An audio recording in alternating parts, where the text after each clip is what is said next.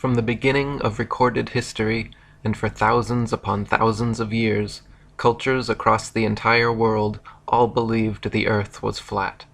Their various cosmologies and cosmogonies differed in slight ways, but their overall geographies and astronomies were incredibly consistent and in fact virtually identical. The earth was a stationary plane, void of any motion or curvature, flat across its entire expanse, except of course for hills, mountains, and valleys. The North Pole was the magnetic monopole center point of the flat Earth, with Polaris, the North Pole star, situated directly above. Polaris was the only motionless star in the heavens, with all the other constellations revolving perfect circles over the Earth every night. The stars were divided into two categories, known as the fixed stars and the wandering stars. The fixed stars were so called because they were observed then, as we can observe today, to stay fixed in their constellation patterns, night after night, year after year, century after century, never changing their relative positions.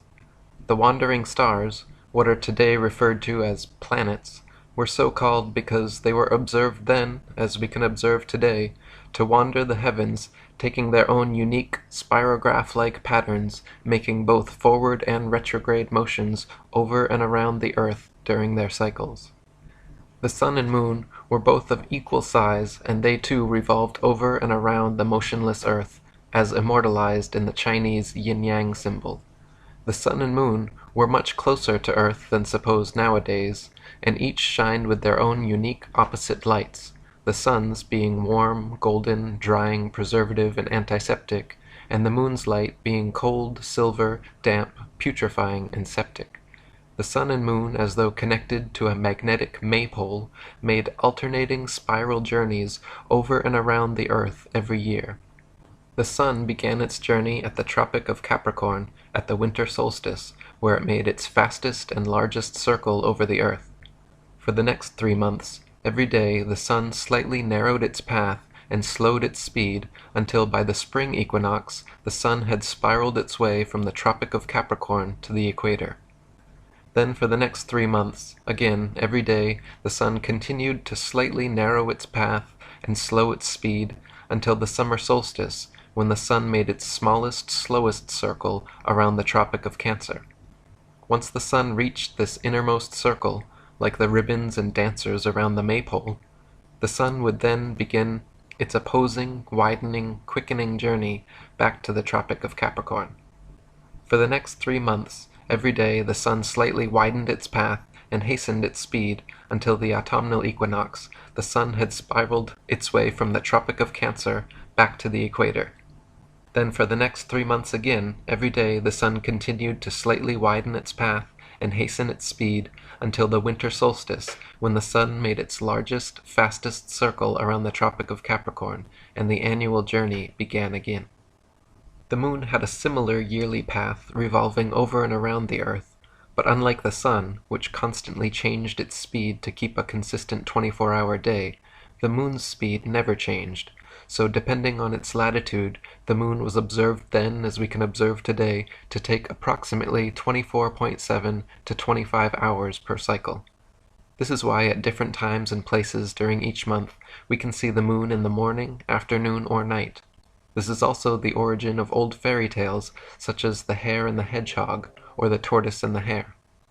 The hare, like the sun, begins the annual race full of energy, excitement, and ego, declaring himself the definite winner, and gets off to an immediate head start.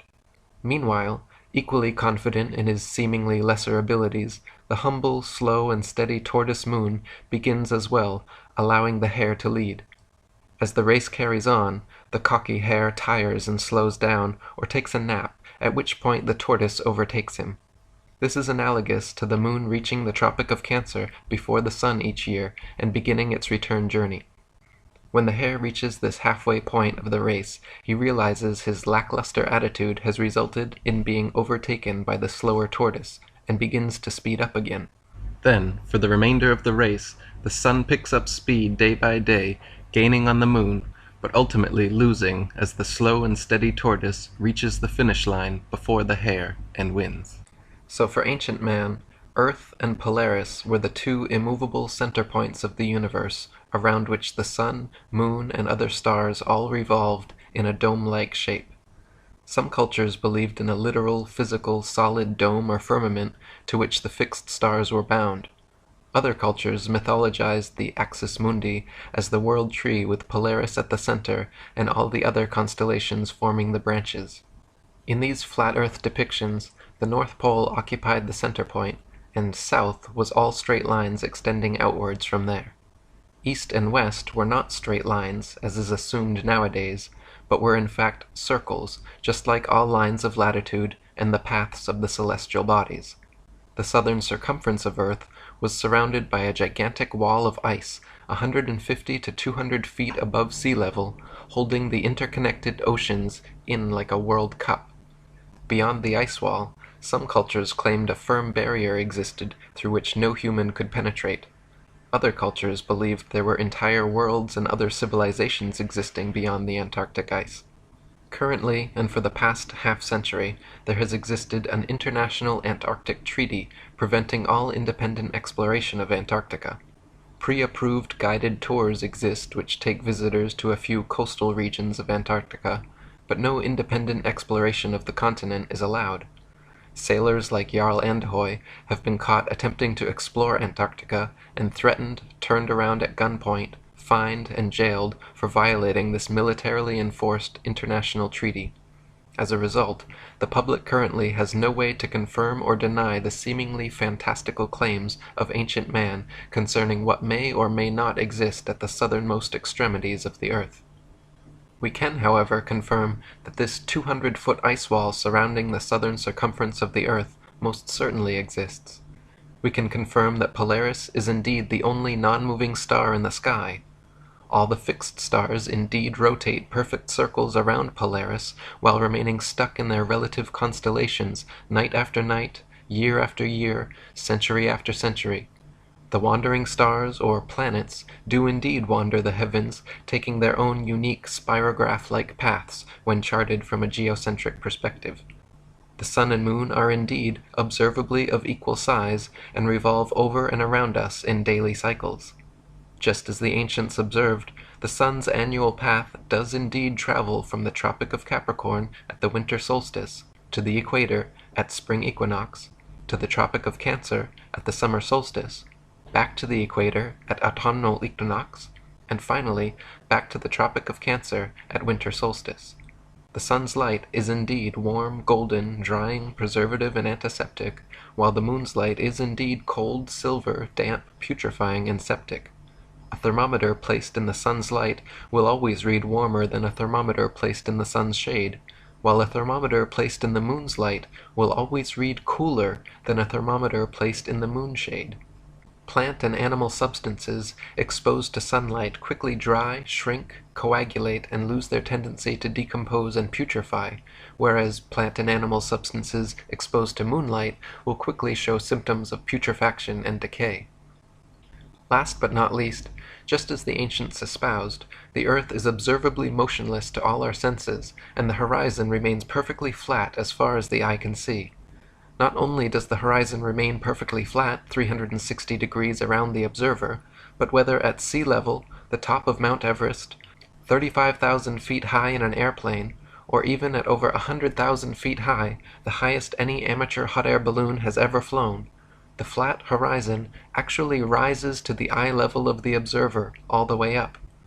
On a globular Earth, no matter how large it is assumed to be, the horizon would remain where it was, and the rising observer would have to tilt his head downwards further and further the higher they rose to see the steadily falling horizon. Many people will be shocked to know that to this day every single scientific experiment ever devised to show the alleged motion of the Earth has failed to do so, or, given evidence of the opposite, that the Earth is indeed motionless, and every attempt ever made to measure the alleged curvature of the Earth has failed to do so, or, given evidence of the opposite, that the Earth is indeed flat. The first person in recorded history to ever claim that Earth was anything but the flat, motionless center of the universe was a Greek mathematician and philosopher named Pythagoras of Samos around 500 BC. Interestingly enough, Pythagoras has also been touted by Freemasonic historians such as Albert Mackey, James Anderson, William Hutchinson, and William Preston as being the very first Freemason. Presented more as a thought experiment than a complete cosmology, Pythagoras posited that if the Earth were a spherical globe turning on its vertical axis once per day while revolving annually around a stationary sun, that this model could also equally explain the cyclical motions of the heavenly bodies. This heliocentric model was taught to initiates at Pythagoras's Crotona school, but never became popular or had an influence outside of Greece for another 2,000 years. A century later, another Greek mathematician and philosopher named Plato also espoused a spherical Earth cosmology, except he claimed the Earth globe to be the motionless center of the universe, with the sun, moon, and stars revolving around.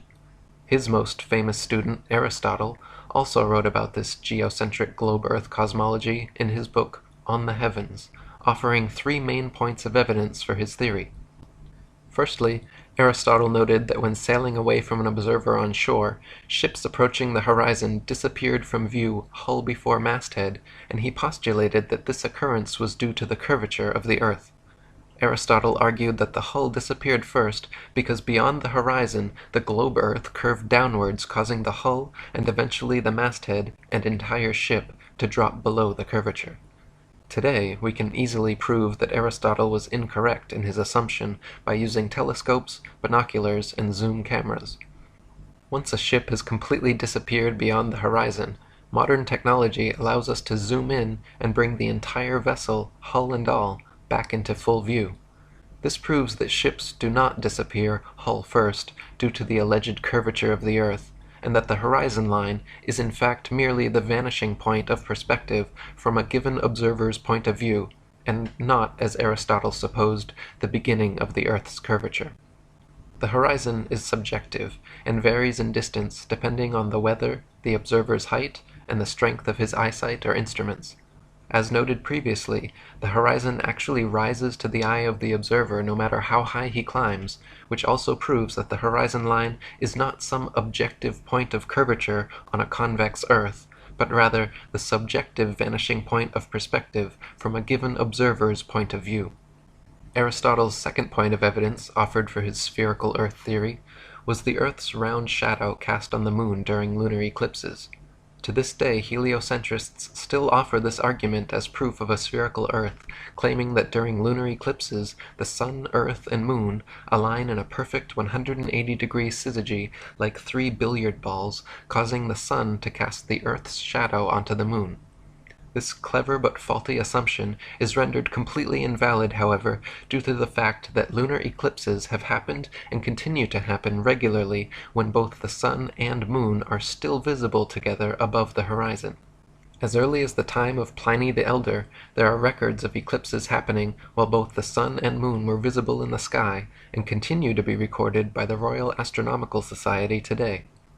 Obviously, if the Sun and Moon are both observable simultaneously during an eclipse, then they are not aligned in a 180-degree syzygy, and it is therefore impossible that the Sun could be casting Earth's shadow on the Moon, and some other explanation must be sought. Another explanation, in fact, already existed in many cultures around the world, who posited that a third celestial body known as Rahu, or the Black Sun, also existed, equal in size to the Sun and Moon. This translucent dark body passed affront the Sun and Moon during solar and lunar eclipses, causing their lights to dim. Aristotle's final point of evidence offered for his spherical Earth theory was the appearance of Polaris and other stars to gradually decline overhead as an observer travels southwards.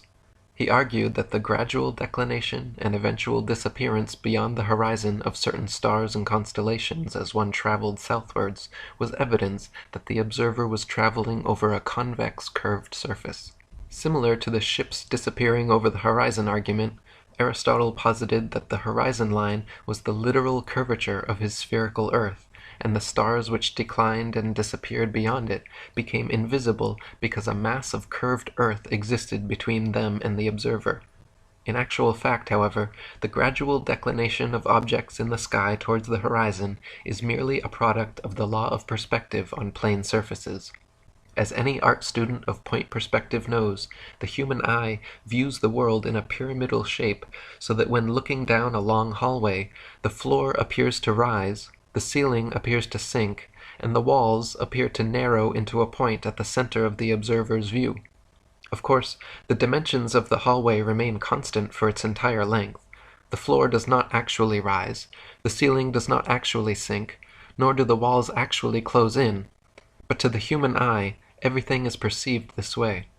Similarly, when the sun, moon, airplanes, or clouds appear to sink towards the horizon as they move away from us, they are not actually losing altitude and slowly approaching sea level. They are in fact maintaining the same altitude, except they are moving away from you, and so the law of perspective makes them appear to sink. A century after Aristotle, around 250 BC, yet another Greek mathematician and philosopher named Eratosthenes made his claim to fame with a new alleged proof of the spherical Earth. Eratosthenes noted that at noon during the summer solstice at Syene, the sun cast no shadow and the rays could reach straight to the bottom of his well, yet meanwhile in Alexandria, a vertically standing metal rod cast a significant shadow. By factoring the length of the shadow with his assumed distance to the sun, Eratosthenes recorded a measurement of Earth's circumference close to what heliocentrist astronomers still use today. The fact of the matter is, however, that Eratosthenes' calculations were made assuming the sun to be millions of miles away, so that its rays would fall perfectly parallel even in points as divergent as Syene and Alexandria. This faulty premise led to his faulty conclusion, which was eventually exposed upon the invention of the nautical sextant. Using sextants and plane trigonometry, by measuring the sun's angle at 2 points on Earth simultaneously and factoring their distance from each other, the Pythagorean theorem reveals both the height and dimensions of the sun. Using this method, the sun and moon have repeatedly been calculated to be approximately 32 miles in diameter, 3,000 miles from the surface of the Earth. High-altitude balloon footage has also filmed lighting hotspots on clouds, proving the sun to be local and acting as a spotlight, and not a burning ball of gas millions of miles away, as supposed by heliocentrists. After Eratosthenes, the globe Earth theory completely disappeared from philosophical thought and recorded history for almost 2 millennia. Geocentric flat Earth cosmologies continued to reign supreme, with even Eratosthenes himself, touted as the father of geography, depicting the Earth as flat in his famous 194 BC map of the world. Crates of Malis invented the first model globe Earth around this time as well, but it failed to have any effect on the world at large. Fast forward to 1522 AD, Portuguese explorer Ferdinand Magellan became the first person in known history to successfully sail around the world.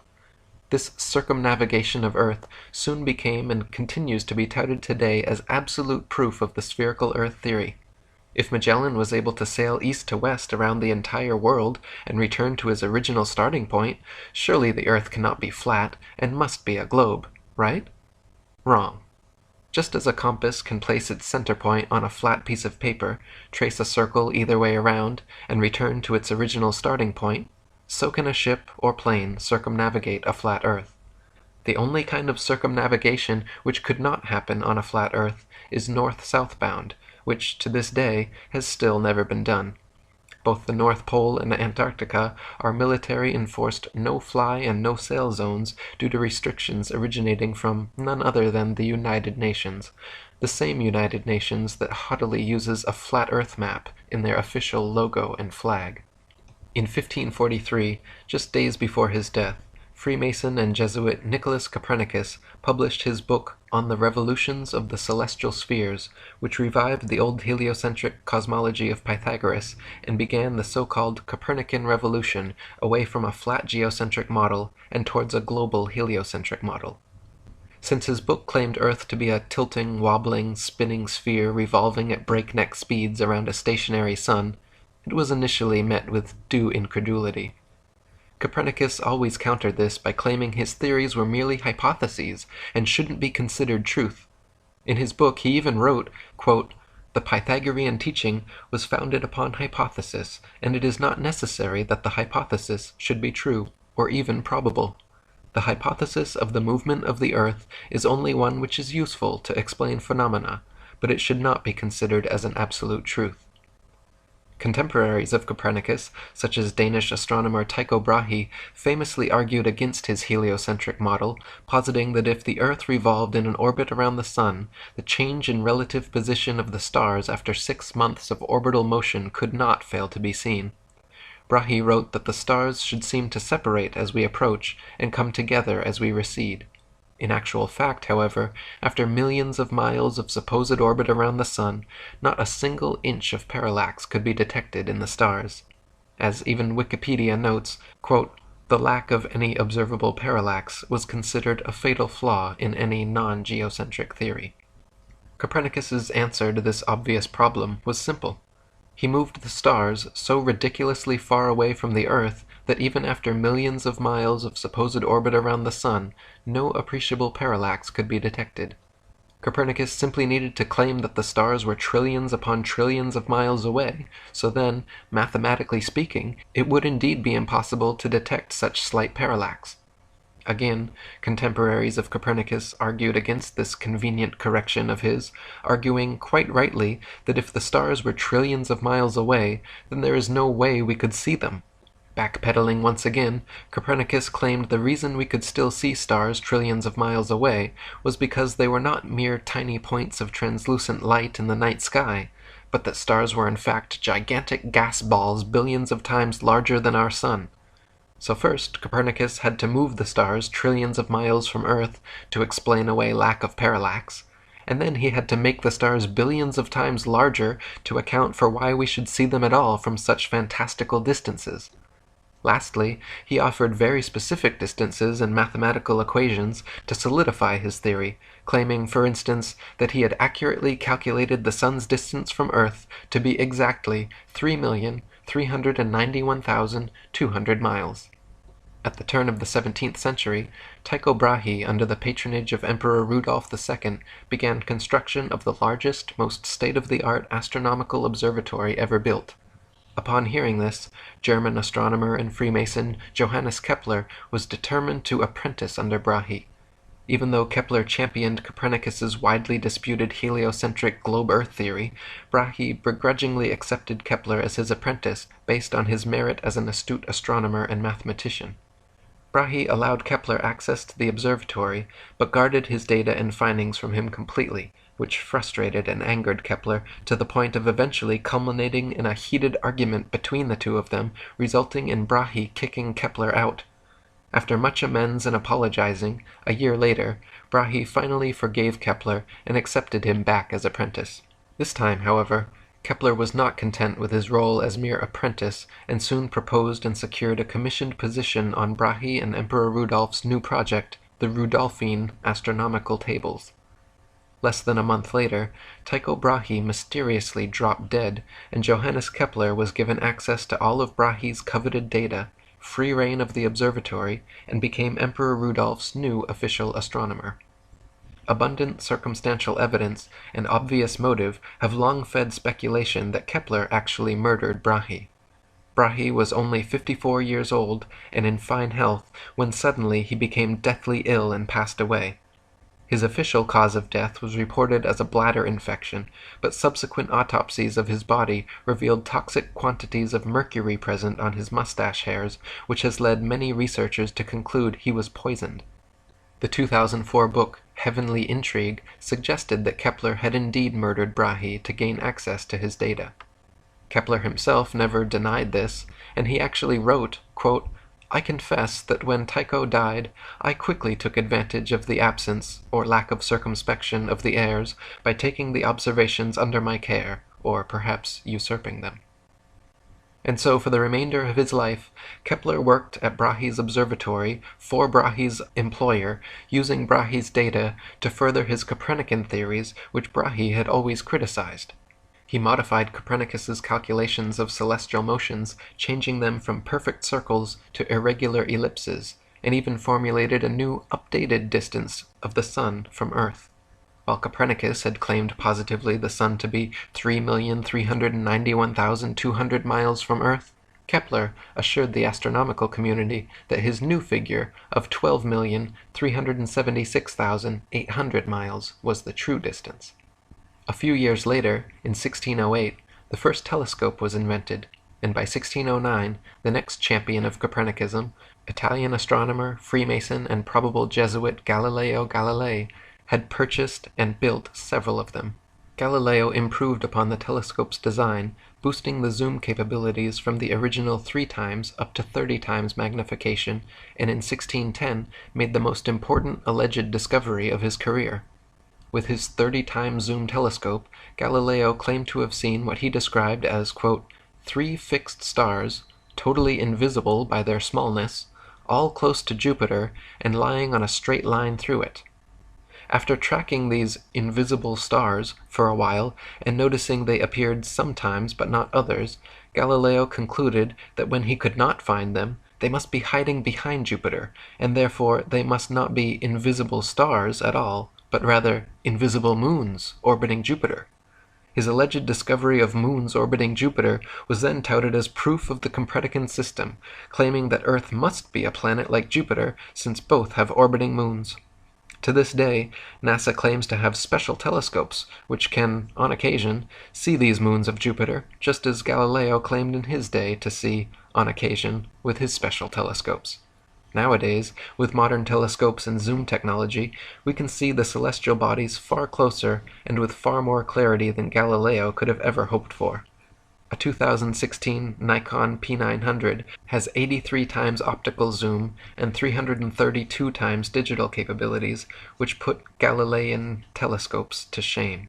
Yet, even with this level of magnification, Galileo's alleged invisible stars orbiting Jupiter are nowhere to be found. Galileo and his fellow Mason predecessors, acting more like true believers of their heliocentric faith than legitimate scientists, were constantly guilty of inventing elaborate theories to support their foregone conclusion. This was never more evident than when Galileo presented his theory on the cause of tides in 1616. Cardinal Bellarmine had written Galileo the year before, stating that, quote, the Copernican system could not be defended without a true physical demonstration that the sun does not circle the earth, but the earth circles the sun. Taking this to heart, Galileo hoped to show that the earth's tides were caused by the sloshing back and forth of water as a point on earth's surface sped up and slowed down due to earth's alleged rotation on axis and revolution around the sun. He argued that these hypothetical motions of his globular earth were the cause of tides, and therefore the tides themselves were proof of Earth's motion. Unfortunately for Galileo, his ideas were not accepted and easily proven wrong by his contemporaries, who rightly pointed out that if his theory were correct, there would only be one high tide per day. Not only this, but if tides were caused by Earth's alleged motion, all lakes, ponds, and other inland bodies of water should be similarly affected, yet they are not. The next champion of heliocentricism was English mathematician and astronomer, knighted Freemason and Royal Society President Sir Isaac Newton. In 1687, Newton published his famous Principia Mathematica, which presented his idea of gravity to the world. The globe Earth theory had long faced criticism for being impractical due to the natural physics of spinning spherical objects, namely that anything placed on their surface should immediately fall or fly off. How could people, buildings, and the great oceans remain perfectly stuck to a ball Earth spinning faster than the speed of sound? The globe Earth theory needed a force that could keep everything in place somehow, a force strong enough to keep the oceans stuck to the Earth, but weak enough not to sink a sailboat. A force strong enough to drag the entire atmosphere along with Earth's breakneck speed, but weak enough to allow birds and bugs to travel freely and unabated in all directions. A force so strong it could make rain fall upwards and plants grow upside down, but yet so weak that it could not be detected by any contemporary methods. Newton's postulate of, quote, an invisible force able to act over vast distances led to him being heavily criticized for, quote, introducing occult agencies into the field of science. Previous to Newton's theory of universal gravitation, the natural laws of density and buoyancy already perfectly and adequately explained the world around us. For example, the reason a balloon filled with helium rises into the sky while a balloon filled with air drops to the ground is not because Newton's mystical pulling force has an aversion to helium, but rather simply because helium is lighter and less dense than the nitrogen, oxygen, and other elements which compose the air around it, so it floats up. And conversely, a balloon filled with your carbon dioxide exhalation is heavier and denser than the air around it, so it falls down to the ground. If you blow a dandelion seed out of your hands, a substance just barely heavier than the air, it will float away and slowly but eventually fall to the ground. If you drop an anvil from your hands, something much heavier than the air, it will quickly and directly fall straight to the ground. This is not because gravity prefers anvils to dandelion seeds, but rather because it is the natural physics of buoyancy for objects less dense than the medium surrounding them to rise, while objects denser than the medium surrounding them to sink. This is the reason raindrops fall down through the air, and air bubbles rise up through the water, because of their relative densities. It has nothing whatsoever to do with the mystical pulling force of spinning balls from Newton's imagination. Newton's theory allegedly began when, upon seeing an apple fall from a tree at Woolsthorpe, as though no one in the history of humanity up to that point had ever seen a falling object and wondered why it fell, he had a veritable scientific epiphany. The apple fell not because it was heavier and denser than the air around it, but rather because a force at the center of the spinning ball earth pulled it to the ground. Newton quickly got to work formulating his theory of universal gravitation, which he used to explain not only falling objects, but also orbiting celestial bodies. Newton claimed that the sun, moon, earth, planets, and stars, gravity, caused them to all orbit around the most massive nearby bodies. So not only was gravity fickle and selective about which objects it caused to fall and which it allowed to rise, gravity was also able to perform different functions on different scales. At the human scale, gravity allegedly caused people, buildings, and oceans to stick to the Earth, while at the planetary scale, gravity allegedly caused moons to orbit around planets, and planets to orbit around stars. Unfortunately, Newton never addressed this, but the question remains, how and why would gravity cause both planets to orbit the sun and people to stick to the Earth? Gravity should either cause people to float around in suspended circular orbits around the Earth, or it should cause the Earth, Moon, and planets to all be pulled and crash into the Sun. The two effects are very different, yet the same cause is attributed to both. Furthermore, this magnetic-like attraction of massive objects gravity is purported to have can be found nowhere in the natural world. There is no example in nature of a massive sphere or any other shaped object which, by virtue of its mass alone, causes smaller objects to stick to or orbit around it. There is nothing on Earth massive enough that it can be shown to cause even a dust bunny to stick to or orbit around it. Try spinning a wet tennis ball or any other spherical object with smaller things placed on its surface, and you will find that everything falls or flies off, and nothing sticks to or orbits around it. To claim the existence of a physical law without a single practical evidential example is hearsay, not science. By now, however, you are likely beginning to see that these Freemasonic, heliocentric priests are less interested in science and truth than they are in propagating contrived evidences for their foregone conclusions. In like manner, as Copernicus had claimed positively the sun to be 3,391,200 miles away, and Kepler had calculated it to be positively 12,376,800 miles away, Newton was quoted as remarking, "It matters not whether we reckon it 28 or 54 million miles distant, for either would do just as well." It appears he was correct, because the alleged distance to the heliocentrist's sun has continued to increase by the millions until today, where we stand with NASA's current official figure of 93 million miles. In 1773, Captain Cook became the first modern explorer known to have breached the Antarctic Circle and reached the ice barrier. This expedition offered an exciting chance to find proof of either the flat or globe Earth models, because Captain Cook intended to sail completely around Antarctica looking for inlets through the ice wall. If the Earth was indeed a globe 25,000 miles in equatorial circumference, as the heliocentrists claimed, then a complete circumnavigation of Antarctica would be approximately 12,000 miles. And if the Earth was flat, with Antarctica surrounding the entire circumference, a complete circumnavigation of Antarctica would have to take over 50,000 miles. During 3 voyages lasting 3 years and 8 days, Captain Cook and his crew sailed a total of 60,000 miles along the Antarctic coastline, never once finding an inlet or path through or beyond the massive glacial wall. Captain Cook wrote, "The ice extended east and west far beyond the reach of our sight, while the southern half of the ocean was illuminated by rays of light which were reflected from the ice to a considerable height." Later voyages by Captain James Clark Ross and Captain George Nares in the 19th century further confirmed Cook's findings. Ross's expedition spent 4 years and 5 months in heavily armored warships, failing to find an entry point beyond the southern glacial wall, and Nares spent over 3 years circumnavigating Antarctica, taking an admittedly indirect course, but clocking in nearly 69,000 miles total. If Antarctica truly was the tiny ice continent claimed by globe Earth proponents, all of these expeditions would have ended years sooner.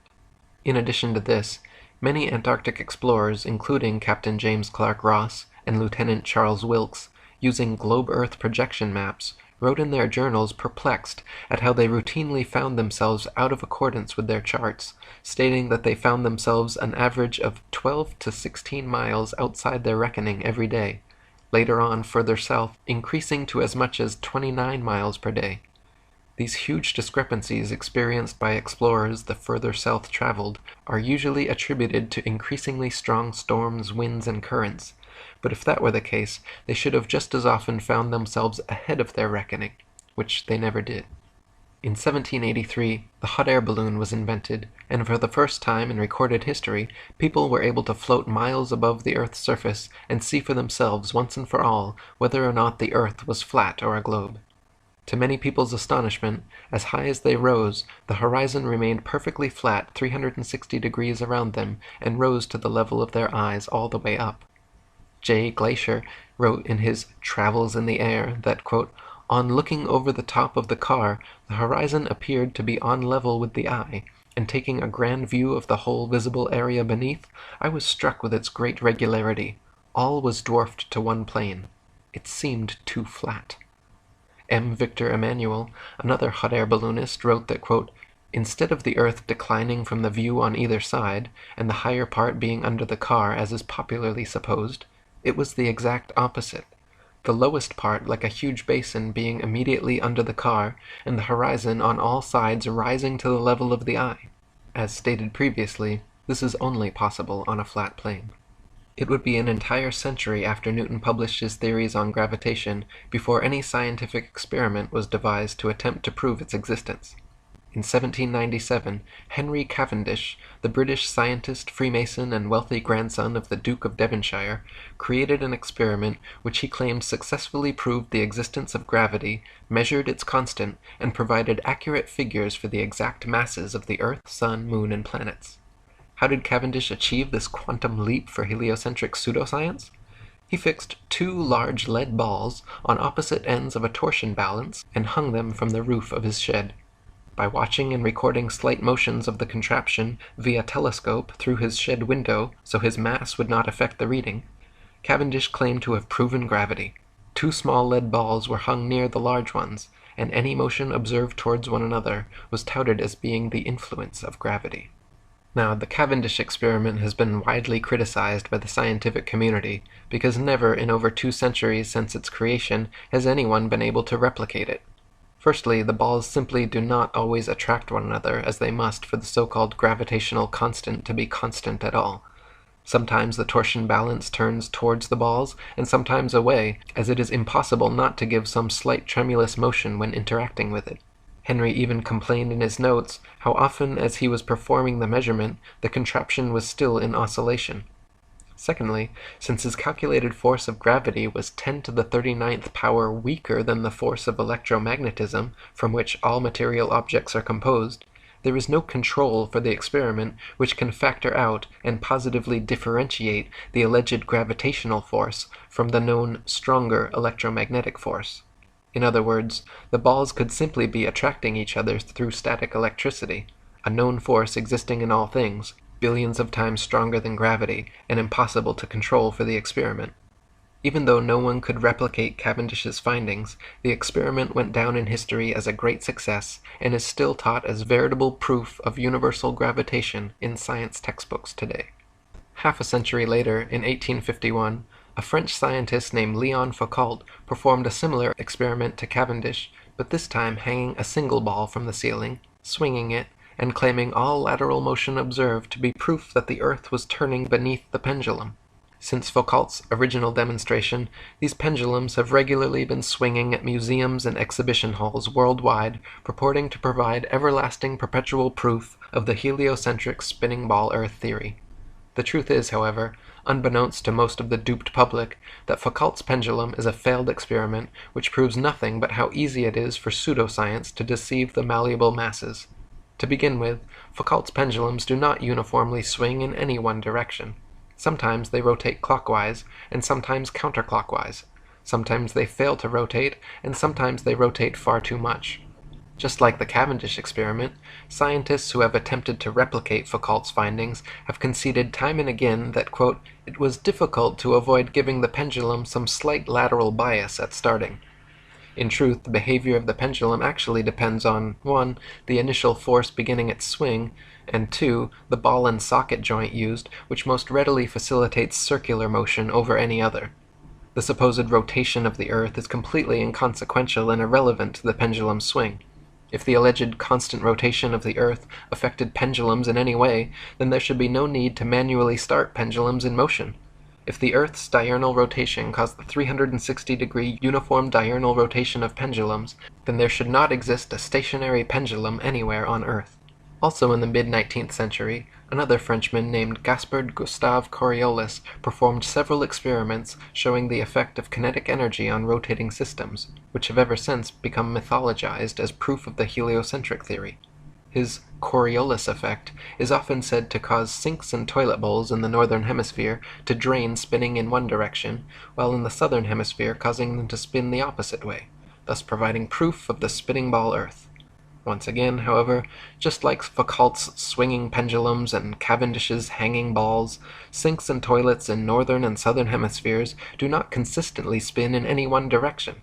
Sinks and toilets in the very same household are often found to spin opposite directions, depending entirely upon the shape of the basin and the angle of the water's entry, not the supposed rotation of the Earth. The Coriolis effect is also said to affect bullet trajectories and weather patterns as well, supposedly causing most storms in the northern hemisphere to rotate counterclockwise, and most storms in the southern hemisphere to rotate clockwise, to cause bullets from long-range guns to tend towards the right of the target in the northern hemisphere, and to the left in the southern hemisphere. Again, however, the same problems remain. Not every bullet and not every storm consistently displays the behavior, and therefore cannot reasonably be used as proof of anything. In the late 19th century, mostly thanks to the experiments, books, and lectures of an English inventor and author named Dr. Samuel Rowbotham, a flat Earth renaissance began sweeping the world.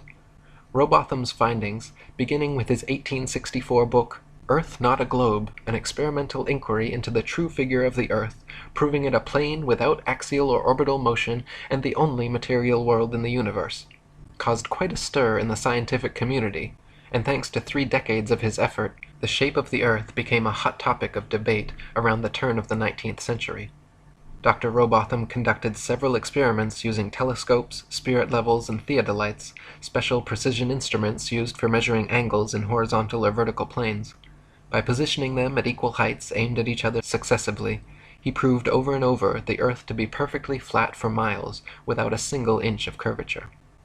In his most famous series of experiments, Rowbotham traveled to Cambridge, England, where there is a 20-mile canal called the Old Bedford, which passes in a straight line through the fenlands, known as the Bedford Level. The water has no interruption from locks or water gates of any kind, and remains stationary, making it perfectly suitable for determining whether any amount of convexity or curvature actually exists. If we were living on a ball Earth, every pond, lake, marsh, canal, and other large body of standing water, each part would have to comprise a slight arc or semicircle curving downwards from the central summit. If the ball Earth were truly 25,000 miles in circumference, as claimed by heliocentrists, then spherical trigonometry dictates the surface of all standing water must curve downwards an easily measurable 8 inches per mile, multiplied by the square of the distance. This means along a 6-mile channel of standing water, the Earth would have to curve 16 feet 8 inches downwards from one end to the other, and/or dip 6 feet on either end from the central peak, depending where the measurement is taken. Rowbotham tested first by standing in the water holding a telescope 8 inches above the surface, while his partner rowed away from him in a small boat with a 5-foot-tall flag attached. If the Earth was indeed a globe 25,000 miles in circumference, by the time the boat reached Welney Bridge 6 miles away, the entire boat and flag should have been completely invisible, hidden behind a 6-foot-tall mass of curved water. In reality, however, every time tested, the entire boat and flag remained visible from start to finish. In a second experiment, Dr. Rowbotham placed 7 flags along the edge of the water, each 1 mile distant from the next, with their tops positioned 5 feet above the surface, and stood with his telescope behind the first. If the Earth was a globe 25,000 miles in circumference, each successive flag would have to decline a definite and determined amount below the last. The first and second flags established the line of sight. Then the third should fall 8 inches below the second, the fourth flag 32 inches below, the fifth 6 feet, the sixth 10 feet 8 inches, and the seventh flag should be a clear 16 feet 8 inches below the line of sight. Even if the Earth was a globe of 100,000 miles, an amount of easily measurable curvature should and would still be evident in this experiment. But the reality is, not a single inch of curvature was detected, and the flags all lined up perfectly as consistent with a flat plane. In 1870, one of Rowbotham's supporters, an English scientist of the Royal Academy named John Hampden, offered a public wager of £500 to anyone who thought they could prove the Earth spherical by repeating the Bedford level experiment. Alfred Russel Wallace, a fellow English scientist, ardent evolutionist, and personal friend of Charles Darwin, accepted Hampden's wager, and the two met with referees to decide the matter at the Bedford level. The original plan was to repeat Rowbotham's flag experiment, but after hours of attempting to align them one on each mile marker, upon looking through the telescope, quote, they could not even judge which was which, let alone decide whether the line of sight along them was flat or curved. Heated debate ensued, an angry quarrel followed, and the experiment descended into a farce. They called it a day, but a week later reconvened, this time Wallace setting new parameters for the experiment, which had never been tested or approved by Rowbotham or Hampden. Wallace hung a large calico sheet from the old Bedford Bridge, with a thick black line painted across its center, and positioned his telescope 6 miles south at Welney Bridge at the same elevation. Then, halfway between these 2 points, Wallace placed a long red pole topped with a marker disc designed to fall in line with the black painted marker and telescope. All of these he placed at a masonically significant 13 feet 3 inches above the water. Wallace's plan was to view the marker disc and black line through the telescope, and if the middle marker appeared below the line of sight, this would be taken as proof of the water's flat surface, and if the middle marker appeared above the line of sight, it would be taken as proof of Earth's curvature. Hampden immediately took issue with this new method of allegedly determining curvature, but begrudgingly accepted to continue. When viewed through the telescope, the center marker fell a tiny bit below the telescope crosshair, and the far marker on the bridge fell a tiny bit below that. This result was not expected by either party, but Wallace quickly claimed it proof that the Earth was curving downwards, while Hampden claimed the results to be in accordance with the law of perspective over flat surfaces. This time an even more heated debate ensued, until Wallace refused to speak another word with Hampden, gave him the silent treatment, and even had the police escort Hampden from his hotel room before leaving town the following day. The referees for the wager decided in favor of Wallace, and the money was given to him. In response, Hampden immediately published a 16-page pamphlet denouncing Wallace as a liar and cheat, called "Is Water Level or Convex After All? The Bedford Canal Swindle Detected and Exposed." Another fellow English author and flat-earther, William Carpenter, also present during the experiment, wrote his equally scathing 30-page review of the swindle entitled "Water Not Convex, the Earth Not a Globe," demonstrated by Alfred Russel Wallace on the 5th of March, 1870. Hampden later took Wallace to trial and sued him for his £500. The court formally decided in favor of Hampden that the bet was invalid and returned his money in full. Next, Hampden immediately reissued his challenge to Wallace, increasing the wager to £1,000 and inviting Dr. Rowbotham to attend. This time the experiment would be conducted as Rowbotham had originally done, standing in the water with telescope held 8 inches above the water, observing a boat with a 5-foot flag attached sailing 6 miles away from Welch's Dam to Welney Bridge. When the day of the wager came, poor weather prevented them from completing the experiment, so they postponed, met more bad weather, and postponed again. On their third and final attempt, before heading home with the weather still overcast, they attempted the experiment. Unfortunately, shortly after reaching the halfway point, the boat became indistinguishable beyond the haze, and the bet was called off. The boat and flag were visible, however, for the entire 3 miles.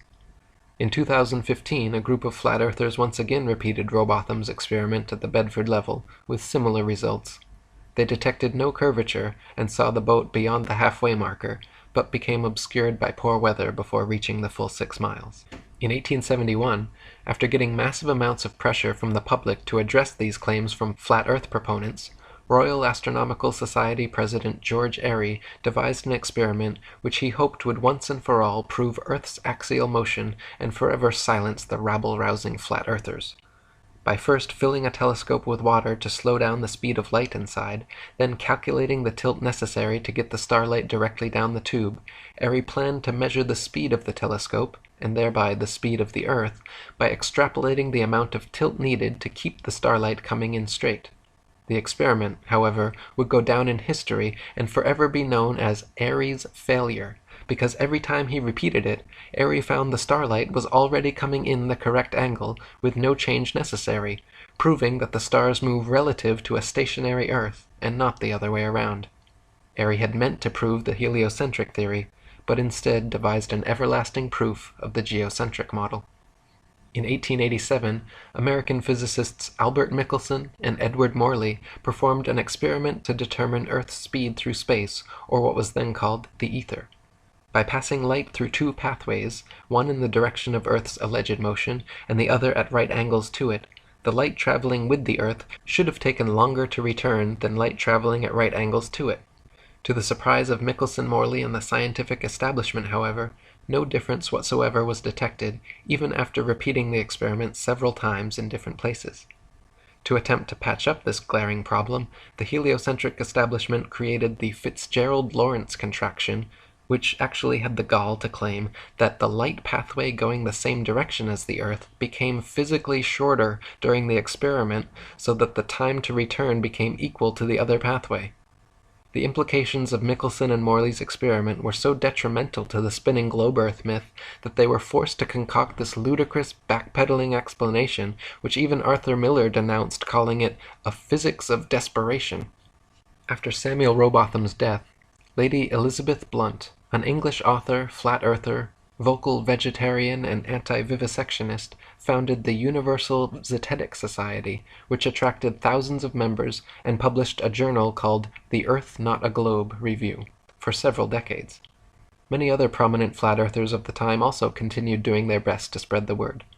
John Hampton continued publishing his own work and reprinted all of Samuel Rowbotham's material. In 1885, William Carpenter published his famous 100 Proofs Earth is Not a Globe. In 1892, Alexander Gleason released his New Standard Map of the World as It Is, which remains to this day one of the most accurate flat Earth maps ever created.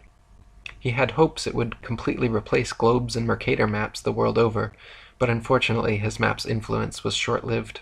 The next year, in 1893, Gleason published his flat Earth tome entitled Is the Bible from Heaven? Is the Earth a Globe? Does Modern Science and the Bible Agree? Which gave many flat Earth proofs and also explained his wonderful map. In 1899, the South African flat Earth author Thomas Winship published his excellent work, Zetetic Cosmogony, evidence that the world is not a rotating revolving globe, but a stationary plane circle. 1903 marked the beginning of airplane travel, which, had it been invented in Copernicus's era, would have destroyed his spinning ball Earth fantasy long before takeoff. When hot air balloons were first invented, people were told the reason they cannot simply float in the air and wait for the spinning ball Earth to bring their destinations to them was because gravity somehow stuck the entire atmosphere and everything in it in place, dragging it along at 1,000 miles per hour so uniformly that we can't see it, feel it, hear it, or measure it in any way. Once airplane technology evolved so that we could fly at comparable speeds to the Earth's supposed rotation, however, it became immediately apparent that the Earth and its atmosphere could not be constantly rotating 1,000 miles per hour west to east. Simply put, if the Earth were constantly spinning eastward 1,000 miles per hour, then airplane flight durations going eastwards versus westwards would be significantly different. If the average commercial airliner travels 500 miles per hour, it follows that westbound equatorial flights should reach their destination at approximately 3 times the speed as their eastbound return flights. In reality, however, the differences in east and westbound flight durations usually amount to a matter of minutes, and nothing near what would occur on a 1,000-mile-per-hour spinning ball Earth. For example, flights eastward with the alleged spin of the ball Earth from Tokyo to LA take an average of 10.5 hours. Therefore, the return flights westwards against the alleged spin should take an average of 5.25 hours, but in actual fact, take an average of 11.5 hours. Also of note, if Earth were a globe, there are several flights in the southern hemisphere which would have the quickest, straightest path over the Antarctic continent, such as Santiago, Chile to Sydney, Australia. Instead of taking the shortest, quickest route in a straight line over Antarctica, all such flights detour all manner of directions away from Antarctica instead, claiming the temperature's too cold for airplane travel. Considering the fact that there are plenty of flights to, from, and over Antarctica, and NASA claims to have technology keeping them in conditions far colder and far hotter than any experienced on Earth, such an excuse is clearly just an excuse, and these flights aren't made because they are impossible. If the Earth was a ball and Antarctica was too cold to fly over, the only logical way to fly from Sydney to Santiago would be a straight shot over the Pacific, staying in the southern hemisphere the entire way. Refueling could be done in New Zealand or other southern hemisphere destinations along the way if absolutely necessary. In actual fact, however, Santiago to Sydney flights go into the northern hemisphere, making stopovers at LAX and other North American airports before continuing back down to the southern hemisphere. Such ridiculously wayward detours make no sense on the globe, but make perfect sense and form nearly straight lines when shown on a flat Earth map. On a ball Earth, Johannesburg, South Africa to Perth, Australia should be a straight shot over the Indian Ocean, with convenient refueling possibilities on Mauritius or Madagascar. In actual practice, however, most Johannesburg to Perth flights curiously stop over either in Dubai, Hong Kong, or Malaysia, all of which make no sense on the ball, but are completely understandable when mapped on a flat Earth. A casual study of other South Hemisphere flight paths and stopover points will prove to even the most staunch skeptic the clear illegitimacy of globe map projections. Building on Michelson and Morley's experiment, in 1913, French physicist Georges Sagnac again proved the existence of the ether and the stillness of Earth by using a beam splitter to send light in opposite directions around a path, recombining them, then observing their interference fringes, first while stationary, and then while rotating the entire experiment table 2 revolutions per second. The changes in interference patterns between the moving and non-moving trials proved that the light, and therefore the Earth, was stationary. In 1914, William Westfield wrote his geocentric classic, Does the Earth Rotate? No! And when Gerard Hickson's masterpiece, Kings Dethroned, A History of the Evolution of Astronomy from the Time of the Roman Empire up to the Present Day, was published in 1922, the heliocentric theory of the universe was on its last legs. In 1925, the Michelson-Gale experiment again vouched for a stationary Earth, and it was clear to the establishment that they needed something big to bring public opinion back their way. In 1916, a Jewish physicist named Albert Einstein had published his General Theory of Relativity, a brilliant revision of heliocentrism which, in one philosophical swoop, abolished the ether from scientific study, replacing it with a form of relativism which allowed for heliocentrism and geocentrism to hold equal merit. If there was no absolute etheric medium within which all things exist, then hypothetically one could postulate complete relativism with regard to the movement of 2 objects, such as the Earth and Sun. In one philosophical leap, with no scientific evidence to support it, Einstein and the heliocentric establishment were thus able to sweep Airy's failure, Michelson, Morley, Sagnac, and Gale all conveniently under the carpet and pretend they didn't exist, simply by claiming that all motion in the universe was relative. By the late 1920s, Einstein and his theories had been pushed so vehemently, the heliocentric theory began making a comeback, and Einstein was being touted as a genius and one of the greatest minds in history. Far from it, even he himself admitted when asked, "What is it like to be the smartest man alive?" responded by saying, "I don't know, you'll have to ask Nikola Tesla," a true genius who in no way supported Einstein's relativity or the heliocentric theory. Einstein was even caught lying when he originally claimed to have never even heard of the Michelson-Morley experiment, but later admitted that he had indeed created special relativity with the intent of abolishing the ether and nullifying the Michelson-Morley result. By the 1930s, an eccentric Christian flat-earther named Wilbur Glenn Voliva was attracting widespread publicity around the world thanks to his American lecture tours and daily radio broadcasts from his personal station, which could be heard all the way to Australia. Voliva famously founded and built Zion City in Illinois, a town of 6,500 people, all of whom were Christian flat-earthers. Zion City even had its own schools and churches which taught flat-earth cosmology. In the spirit of Robotham and Hampton, throughout his life, Voliva offered an open-ended wager of $5,000 to anyone who thought they could disprove the flat Earth. Until his death in 1942, there were no takers. After the Second World War, Operation Paperclip brought hundreds of top German rocket scientists and physicists into the United States, and beginning in the late 50s employed them in NASA, the National Aeronautics and Space Administration. Meanwhile, the Russian space program was also forming, and a so-called space race between America and Russia ensued. The geostationary communications satellite was first imagined in a 1945 proposal by Freemason science fiction writer Arthur C. Clarke, and supposedly became science fact just over a decade later. In 1957, Russia allegedly launched the first satellite named Sputnik into low Earth orbit, followed in 1958 by America's Explorer 1. Nowadays, there are supposedly upwards of 20,000 such satellites constantly orbiting the Earth. They are allegedly floating around in the thermosphere, where temperatures are claimed to be upwards of 4,530 degrees Fahrenheit. The metals used in satellites, however, such as aluminum, gold, and titanium, have melting points of 1,221, 1,948, and 3,034 degrees respectively, all far lower than they could possibly handle. People even claim to see satellites with their naked eyes, but this is ridiculous considering they are smaller than a bus and allegedly 100+ miles away.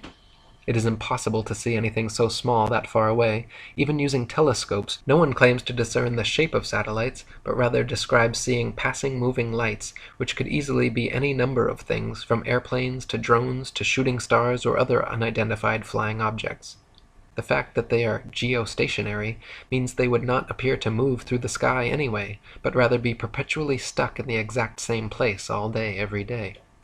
So-called satellite phones have been found to have reception problems in countries like Kazakhstan with very few cell phone towers.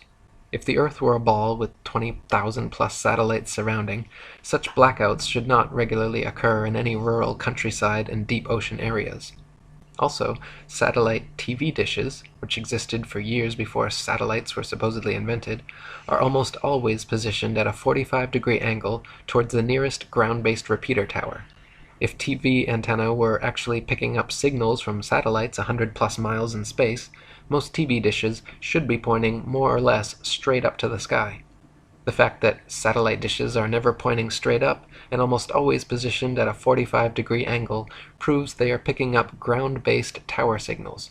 Before satellites, radio, television, and navigation systems like LORAN and Decca were already well established and worked fine using only ground-based technologies. Nowadays, huge fiber optic cables connect the internet across oceans, gigantic cell towers triangulate GPS signals, and ionospheric propagation allows radio waves to be bounced all without the aid of the science fiction bestseller known as satellites. Also in the late 50s, a sign maker from Dover, England named Samuel Shenton, in the spirit of Robotham and Lady Blunt's Zetetic Society, created IFERS, the International Flat Earth Research Society, and began giving lectures on television, in newspapers, to youth clubs and schools about our flat, motionless Earth. Shenton discovered the writings of the late 19th century flat Earth authors mentioned previously and made it his mission to spread the Zetetic message as far and wide as he could. With NASA's supposed satellite launches happening, people constantly questioned Shenton about satellites proving the globe Earth, to which he would always reply, "Does sailing around the Isle of Wight prove it is spherical?" When NASA claimed to have put the first man in space, Shenton said from the beginning that it was all photo and video trickery. When John Glenn supposedly orbited the world in 1963, Shenton even sent him a free IFERS membership with a personal message saying, "Okay, wise guy." Shenton knew that John Glenn, two-time U.S. Senator and one of NASA's first astronauts, was a lying Freemason, just like his heliocentric forefathers from Pythagoras to Copernicus, Kepler to Cavendish, along with most all of NASA's astronauts. Buzz Aldrin Jr. is an admitted ring-wearing, hand-sign-flashing 33rd-degree Mason from Montclair Lodge No. 144 in New Jersey. Edgar Mitchell is an Order of Demolay Mason at Aresta Lodge No. 29 in New Mexico. James Irwin was a Tejon Lodge No. 104 member in Colorado Springs. Don Eisel was a member of the Luther B. Turner Lodge No. 732 in Ohio. Gordon Cooper was a Master Mason in Carbondale Lodge No. 82 in Colorado. Virgil Grissom was a Master Mason from Mitchell Lodge No. 228 in Indiana. Walter Schira Jr. was a 33rd-degree Mason at Canaveral Lodge No. 339 in Florida. Thomas Stafford is a Mason at Western Star Lodge No. 138 in Oklahoma. Paul Weitz is from Lawrence Lodge No. 708 in Pennsylvania. C. Fred Kleinknecht, the head of NASA during the Apollo program, shortly thereafter became Sovereign Grand Commander of the Council of the 33rd Degree of the ancient and accepted Scottish Rite of Freemasonry of the Southern Jurisdiction. NASA astronauts Neil Armstrong, Alan Shepard, William Pogue, Vance Brand, and Anthony England all had fathers who were Freemasons as well. The amount of astronauts known to be Freemasons or from Freemasonic families is astonishing. It is likely that more astronauts and people of key importance in NASA are affiliated with the Brotherhood as well, but not so open about their membership. For there to be this many Masons, members of the world's largest and oldest secret society, involved with the promotion and propagation of this globalist heliocentric doctrine from its outset to modern times, should raise some serious suspicion. Before the first Apollo missions ever even cleared the launch pad, 11 NASA astronauts died in highly suspicious accidents. Gus Grissom, Roger Chaffee, and Ed White were all cremated together in an Apollo capsule fire during a completely unnecessary and dangerous test where they were strapped down and locked into a 100% oxygen chamber which incinerated the three of them to death in seconds. 7 other astronauts, Ted Freeman, Charles Bassett, Elliot C., Russell Rogers, Clifton Williams, Michael Adams, and Robert Lawrence, died in 6 separate airplane crashes, and Ed Gibbons in a car crash. 8 of these deaths were in 1967 alone. So many astronauts coincidentally dying under such circumstances is highly unlikely and lends credence to the idea that these were intentional hits by the Masons trying to find the right people to sell their hoax. One of the most outspoken of the fallen astronauts was Gus Grissom. By 1967, Grissom had become increasingly irritated and vocally negative about NASA's chances of ever landing a man on the moon. He stated the odds were pretty slim, and famously hung a lemon on the Apollo capsule after it repeatedly failed safety testing procedures. Grissom threatened to go public with his complaints about the LEM, and even told his wife Betty, quote, "If there ever is a serious accident in the space program, it's likely to be me." Right after his murder, government agents raided Grissom's house before anyone had been informed about the fire or his death. They removed all his personal papers and his diary, never to be returned. From 1969 to 1972, the Freemasons at NASA claimed to have landed 6 of their Apollo missions on the moon. With this ingenious deception, a bit of rocket technology, a bunch of lying Freemasons, and photographs taken through a round window, with this one psyop, NASA managed to convince nearly everyone on Earth that they live on a spinning ball. However, in the documentary A Funny Thing Happened on the Way to the Moon, you can watch official leaked NASA footage showing Apollo 11 astronauts Buzz Aldrin, Neil Armstrong, and Michael Collins for almost an hour using transparencies and camera tricks to fake shots of a round Earth. They communicate over audio with control in Houston about how to accurately stage the shot, and someone keeps prompting them on how to effectively manipulate the camera to achieve the desired effect. First they blacked out all the windows, except for a downward-facing circular one, which they aimed the camera towards from several feet away. This created the illusion of a ball-shaped Earth surrounded by the blackness of space, when in fact it was simply a round window in their dark cabin. Neil Armstrong claimed at this point to be 130,000 miles from Earth, halfway to the Moon, but when camera tricks were finished, the viewer could see for themselves the astronauts were not more than a couple dozen miles above the Earth's surface in a high-altitude plane. These images showing a globular world soon became the Freemasons' most valuable tool in altering public perception about the shape of the Earth. Since the original so-called blue marble image, NASA has provided the public with many more pictures and videos showing a globe Earth, touting veritable photographic proof that Pythagoras' 2,500-year-old theory was finally validated. When seen with a skeptical eye, however, professional photoanalysts have dissected several NASA images of the ball Earth and found undeniable proof of computer editing. For example, images of the Earth allegedly taken from the Moon have proven to be copied and pasted in, as evidenced by rectangular cuts found in the black background around the Earth by adjusting brightness and contrast levels. If they were truly on the Moon and Earth was truly a ball, there would be no need to fake such pictures. When NASA's images of the ball Earth are compared with one another, the coloration of the land and oceans and relative size of the continents are consistently so drastically different from one another as to prove beyond any reasonable doubt that the pictures are all fake. NASA has many alleged photographs of the ball Earth which show several exact copy and pasted duplicate cloud patterns. Cheeky graphics artists have even placed things like faces, dragons, and the word sex into cloud patterns over various ball Earth pictures. One recent Pluto picture clearly has a picture of Disney's Pluto the dog layered into the background. On a clear afternoon, during a waxing or waning moon cycle, it is possible to see the blue sky right through the moon. For centuries, stars and planets have often been seen and recorded, even by the Royal Astronomical Society, to have been seen through the moon. If the moon is translucent enough to see objects through it, it cannot be the solid, spherical planetoid claimed by NASA and modern astronomers. Samuel Shenton, president of IFERS, was quoted before the Apollo supposed moon landing, stating that stars have been seen through the moon. The astronauts had better be ready to come right back, because there isn't anything much to land on. Besides Shenton, many of the first people to unequivocally call out the NASA moon landings as being a staged hoax were professional photographers. When the official NASA photographs of the moon are closely examined, it is clear that many were taken inside a studio using repetitive backgrounds, artificial lighting, wires, and cranes.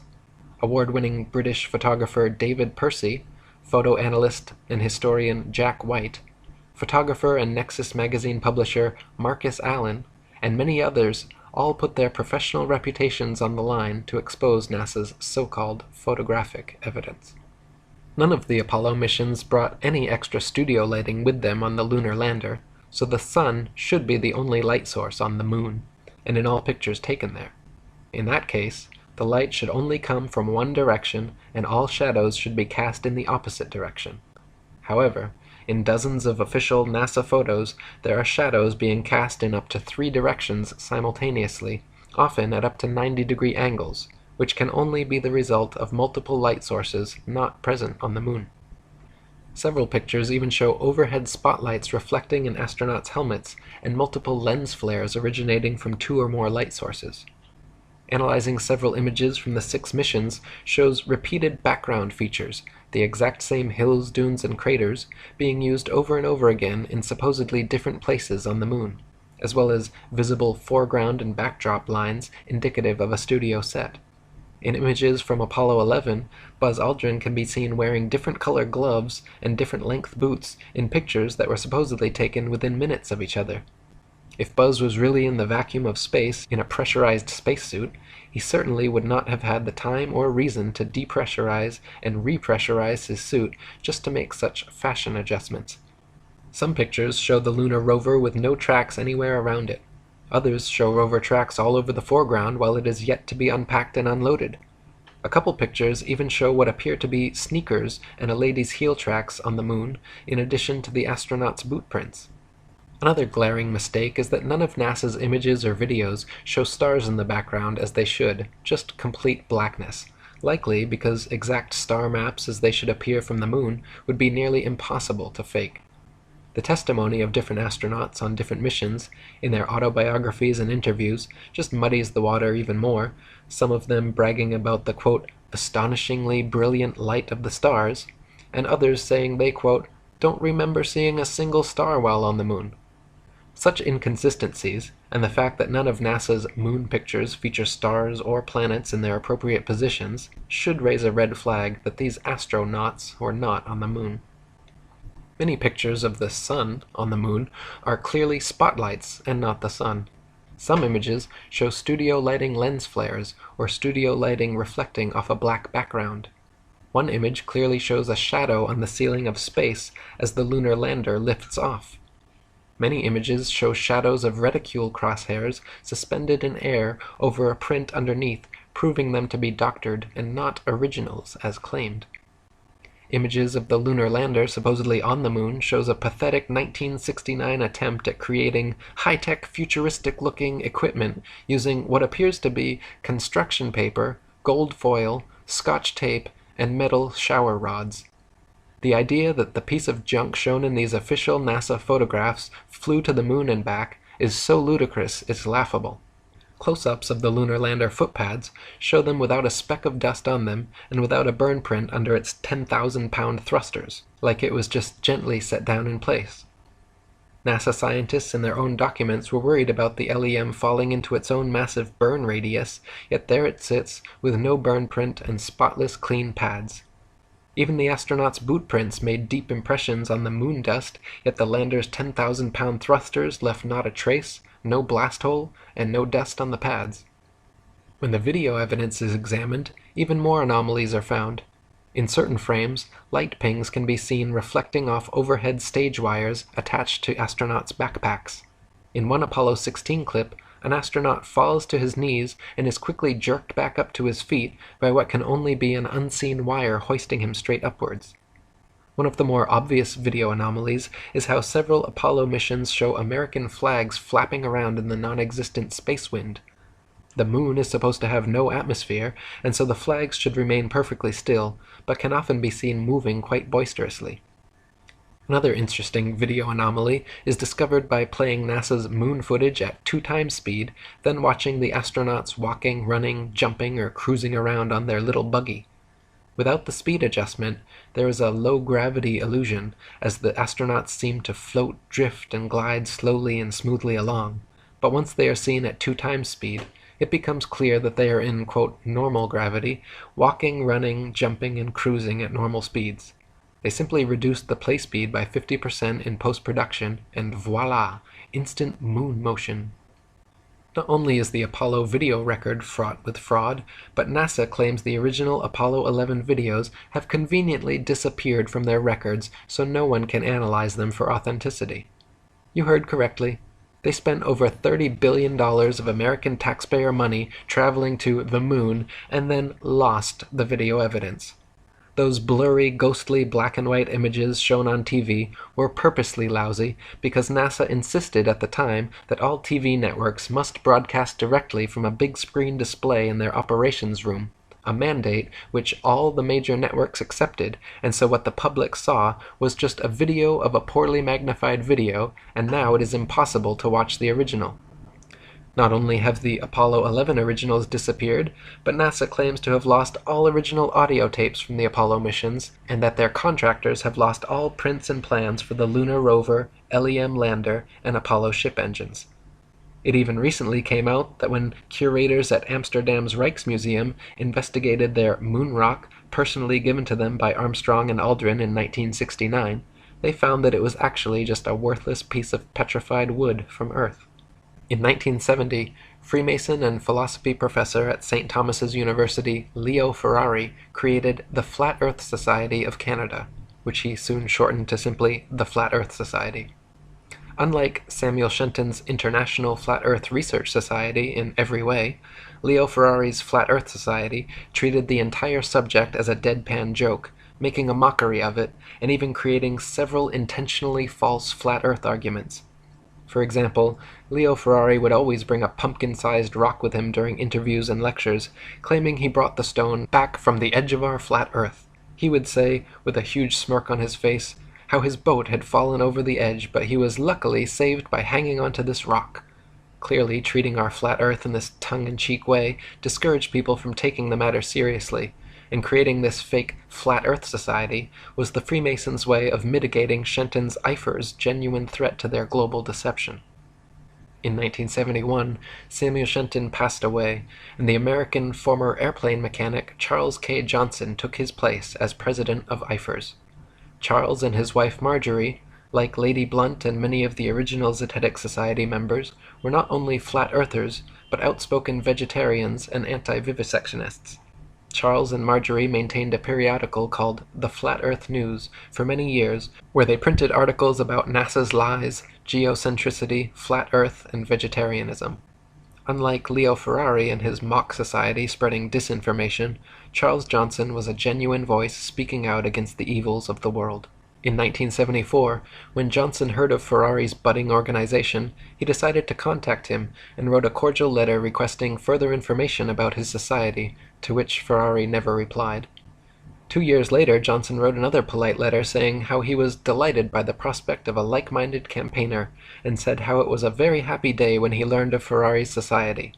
Quote, "I feel sure at the core we cannot be too far apart in aims," Johnson wrote. "I do try to practice what I preach, to think and seek and search out reasonable ideas and concepts." He closed saying that he could hardly wait to hear from Ferrari and hoped very much he would please reply. After 6 months without a response, Johnson wrote one more time explaining again his sole purpose to enlarge his view and getting and holding on to the facts, which would benefit himself and in time the rest of the world. He requested a reply and a copy of Ferrari's FES magazine.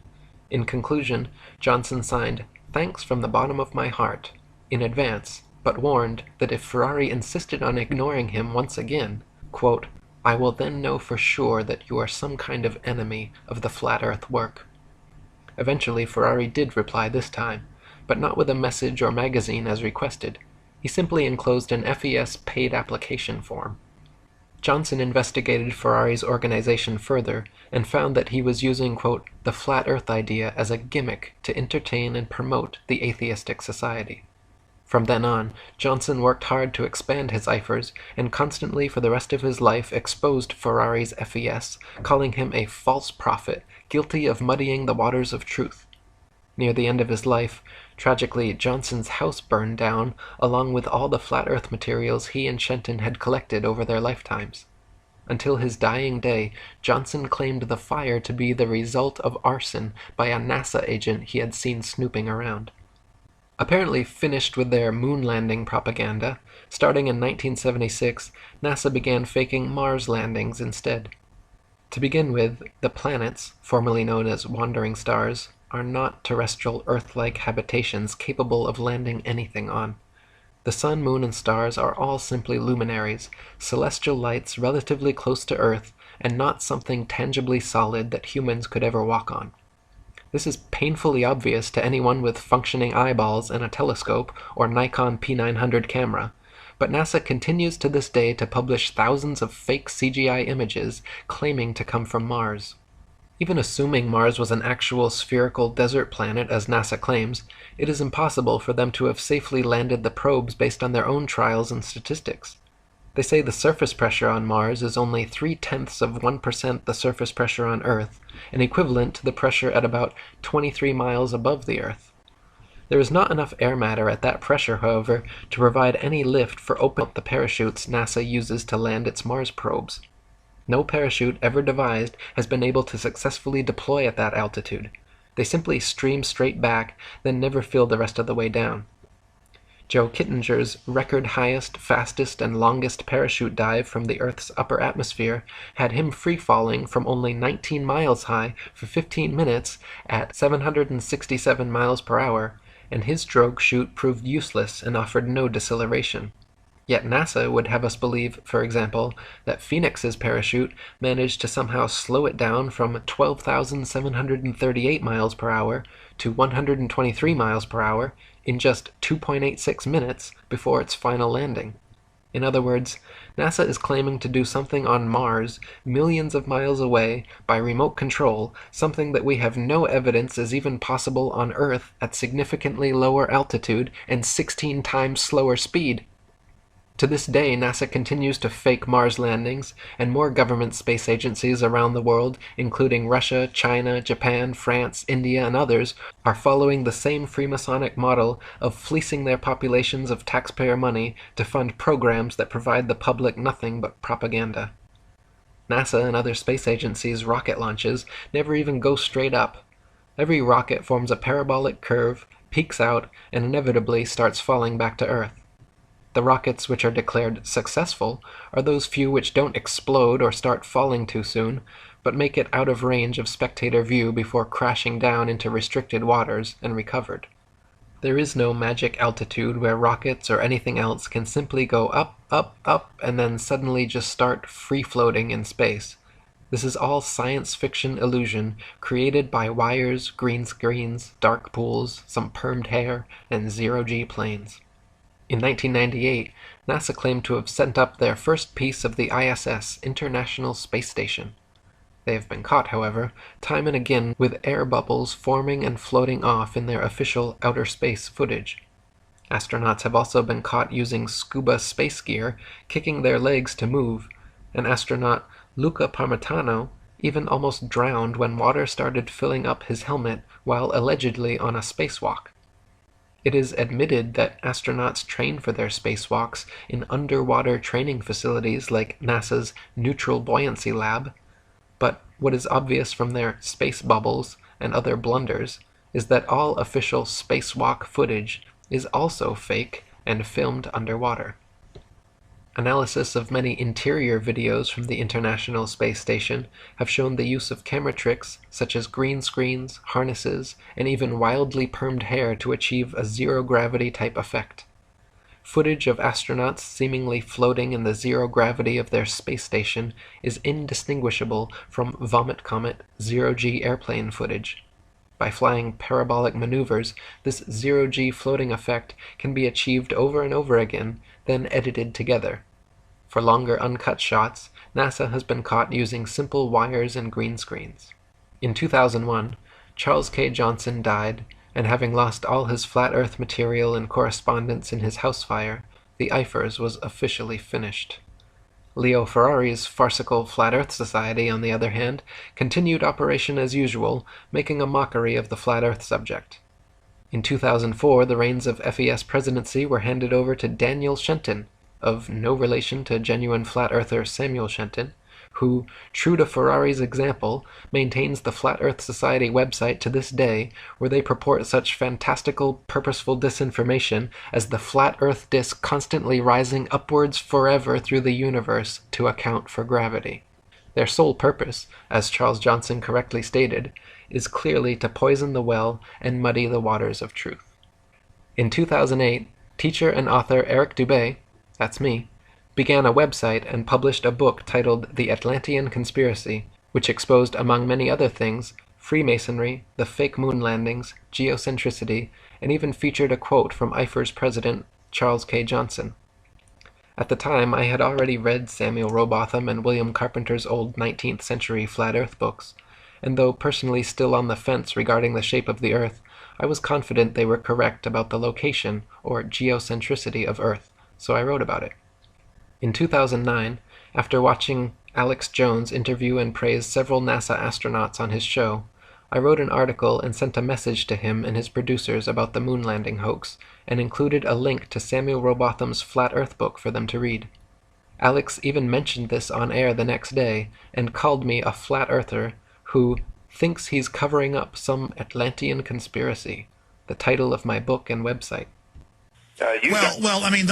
The Earth being flat, that's clearly ridiculous. Though I've actually been contacted by some flat earthers saying I'm covering up the fact that it's some Atlantean conspiracy. For the next several years, I continued writing books and articles about various conspiracies and worked on building a huge social media presence. By making multiple accounts, adding as many friends and followers as possible, joining and posting to as many groups and pages as possible, over the course of a few years, I began building up very large followings on Facebook, Google+, LinkedIn, Twitter, StumbleUpon, Pinterest, Sue, and many other sites. To give you an example of their efficacy, you can see here my main Google+ account with over 135 million views, and my secondary one with over 87 million. In mid-2011, a professional artist, comedian, and Hollywood actor named Math Powerland, claiming to also be an ex-NASA whistleblower, created the NASA channel on YouTube.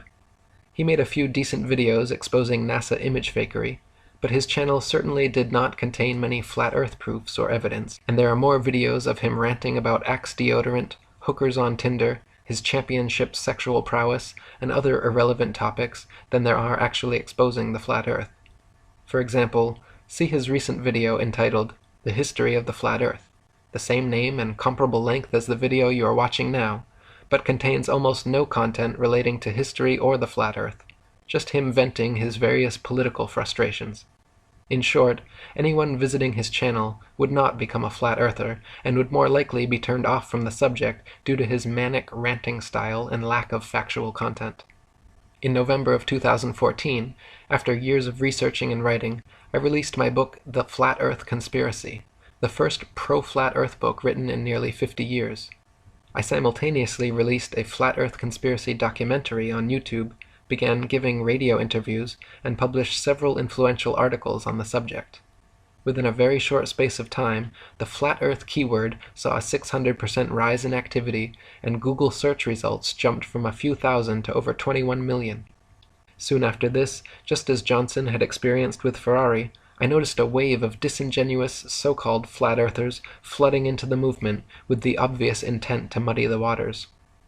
For example, when I began writing my book, The Flat Earth Conspiracy, I came across Paul Michael Bales on Facebook, a recent flat Earth convert who had been collecting a library of old original flat Earth books and letters. Hoping to find some good reference material, I messaged him asking for recommended titles, and he told me a few choice books to read. The full extent of our interaction consisted of a short Facebook conversation, yet curiously after my book was published and the flat Earth movement started growing, Paul began stating publicly that he was the Morpheus to my Neo, and that he taught me everything I know about the flat Earth. He even made the ludicrous claim that my book was plagiarized from old Facebook posts of his. Matt Boylan, aka Math Powerland, also jumped in and had the gall to say that, quote, my entire book was plagiarized from his information, which is equally laughable considering he and his information are only mentioned in 2 paragraphs of my 252-page book. Needless to say, both of their claims are baseless and go to show how desperate they are to receive credit where it is not due.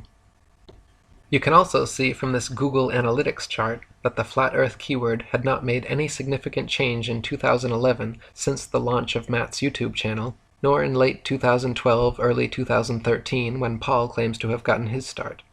The moment when the flat Earth tides shifted and the exponential growth of the movement began was clearly around and after November 2014, the exact month when I exploded all of my flat Earth research onto the internet. In November 2014, I published the first pro-flat Earth book written in 50 years, The Flat Earth Conspiracy. I also published several popular articles on the subject, uploaded the most popular flat Earth conspiracy documentary on YouTube, began giving radio interviews, and soon restarted Charles Johnson's IFERS, the International Flat Earth Research Society, and published my most successful book ever, 200 Proofs Earth is Not a Spinning Ball, which has now been translated into 12 foreign languages and read by millions worldwide. These simultaneous actions, my intentional exploding of credible flat Earth information onto the internet all at once, which I had been preparing for the entire year before, are undoubtedly the catalyst behind the exponential growth curve seen beginning here.